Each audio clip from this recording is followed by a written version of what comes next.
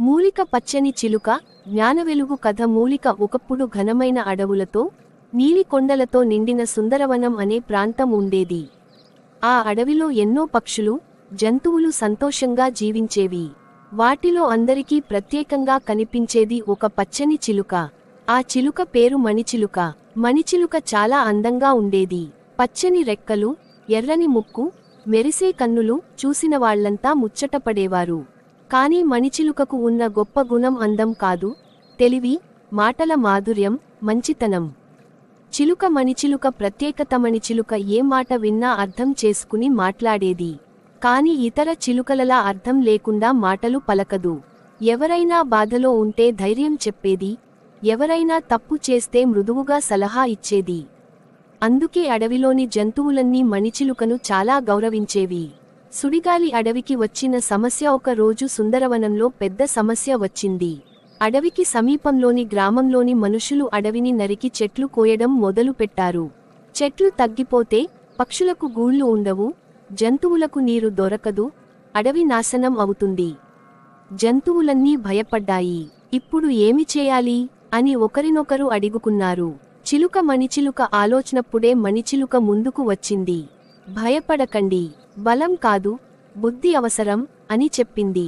అడవిలోని పెద్దలైన ఏనుగు, సింహం, జింకలతో మాట్లాడి ఒక ఆలోచన చెప్పింది. తోట ఉన్న ఇల్లు గ్రామానికి మణిచిలుక ప్రయాణం. మణిచిలుక ధైర్యంగా గ్రామానికి వెళ్ళింది. అక్కడి పిల్లలు ఆడుకుంటున్నారు. మణిచిలుక మధురంగా మాట్లాడింది. ఈ అడవి మీ అమ్మలాంటిది. చెట్లు ఉంటేనే వర్షం, నీరు, పంటలు ఉంటాయి. పిల్లలు ఆశ్చర్యపోయారు. చిలుక మాటలు పెద్దల వరకు చేరాయి. ఆకురాలే చెట్టు మారిన మనుషుల మనసులు. గ్రామ పెద్దలు మణిచిలుక మాటలు విని ఆలోచించారు. వారు చెట్లు కోయడం ఆపి కొత్త చెట్లు నాటాలని నిర్ణయించారు. అడవికి మళ్లీ ప్రాణం వచ్చింది. పక్షులు ఆనందంగా ఎగిరాయి. జంతువులు నిశ్చింతగా జీవించాయి. మెరిసే నక్షత్రం మణిచిలుక గౌరవనడవిలోని జంతువులన్నీ కలిసి మణిచిలుకను వన జ్ఞాని అని పిలవడం మొదలుపెట్టాయి. మణిచిలుక చిరునవ్వుతో చెప్పింది, మాటలకి శక్తి ఉంటుంది. మంచిగా మాట్లాడితే ప్రపంచం. మణిచిలుక మాటల వల్ల సుందరవనం మళ్లీ పచ్చగా మారింది.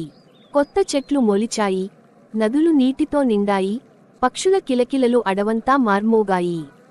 అడవిలోని జంతువులందరూ సంతోషంగా జీవిస్తున్నారు. మణిచిలుకకు ఇప్పుడు వన జ్ఞాని అనే పేరు బాగా ప్రాచుర్యంలోకి వచ్చింది. కాని సంతోషం ఎక్కువ కాలం నిలవలేదు. అమావాస్య కొత్త ప్రమాద. ఒక రాత్రి అడవిలోకి ఒక వింత శబ్దం వినిపించింది. గర్జనలతో, చీకటి నీడలతో ఒక వేటగాళ్ల గుంపు అడవిలోకి ప్రవేశించింది. వాళ్ల లక్ష్యం అడవిలోని అరుదైన పక్షులు, జంతువులను పట్టుకోవడం. జంతువులన్నీ భయంతో పరుగులు తీశాయి. చిన్న పక్షులు తమ గూళ్లలో వణికిపోయాయి. ఏనుగు రాజు ఆందోళనడవిలో పెద్దవాడైన ఏనుగు రాజు గజేంద్రుడు మణిచిలుకను పిలిచాడు. మణిచిలుక, మన అడవికి మళ్లీ ప్రమాదం వచ్చింది. ఈసారి మనుషులు కాదు, వేటగాళ్లు అన్నాడు. అన్ని జంతువుల కన్నుల్లో భయం కనిపించింది. చిలుక మణిచిలుక ధైర్యం. మణిచిలుక ఒక్క క్షణం ఆలోచించి ఇలా చెప్పింది, భయపడితే ఓడిపోతాం, ఒకటిగా ఉంటే గెలుస్తాం. ఈ అడవి మన ఇల్లు, దాన్ని కాపాడుకోవాలి. ఆ మాటలు విన్న జంతువులకు కొంత ధైర్యం వచ్చింది. మెదడు మణిచిలుక యోచన. మణిచిలుక ఒక తెలివైన పథకం వేసింది. కోతులు చెట్ల మీద నుంచి గమనించాలి, జింకలు వేగంగా పరుగెత్తి వేటగాళ్ల దారిని గందరగోళం చేయాలి, ఏనుగులు బలంగా నేలను కంపించాలి, పక్షులు పెద్ద శబ్దాలు చేయాలి. ఇది యుద్ధం కాదు, ఇది బుద్ధితో చేసే పోరాటం. సతతహరితం వేటగాళ్లకు ఎదురుదెబ్బరాత్రి వేళ వేటగాళ్లు అడవిలోకి లోతుగా వెళ్లగానే ఆ కనక చెట్ల మీద నుంచి శబ్దాలు, నేల కంపనలు, చుట్టూ తిరిగే నీడలు. వేటగాళ్లు భయపడ్డారు. ఇది శాపగ్రస్త అడవి అని ఒకడు అరిచాడు. అందరూ తమ ఆయుధాలు వదిలేసి పరుగులు తీశారు. సూర్యముఖం విజయ. ఉదముదయం. సూర్యుడు ఉదయించగానే అడవి మళ్లీ ప్రశాంతంగా మారింది. జంతువులన్నీ మణిచిలుక చుట్టూ చేరాయి. ఏనుగు రాజు గంభీరంగా అన్నాడు, ఈ అడవిని బలం కాదు, నీ బుద్ధి కాపాడింది. చిలుక మణిచిలుక మాటలు. మణిచిలుక చిరునవ్వుతో చెప్పింది, నేను ఒంటరిగా ఏమీ చేయలేదు, మనమందరం కలిసి నిలబడ్డాం, అదే నిజమైన శక్తి. అడవిలోని చిన్న పక్షులకు పెద్ద పాఠం అది. ఇంద్రధనుస్సు మారిన అడవి. ఆ రోజు నుంచి జంతువులు ఒకరినొకరు మరింత కాపాడుకున్నాయి. పక్షులు అడవికి రక్షకులయ్యాయి. మనుషులకు అడవి విలువ అర్థమైంది. మణిచిలుక పేరు అడవిలో ఒక గాథగా మారింది.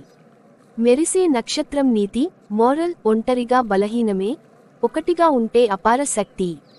బుద్ధి, ధైర్యం, ఐక్యత ఇవే నిజమైన ఆయుధాలు.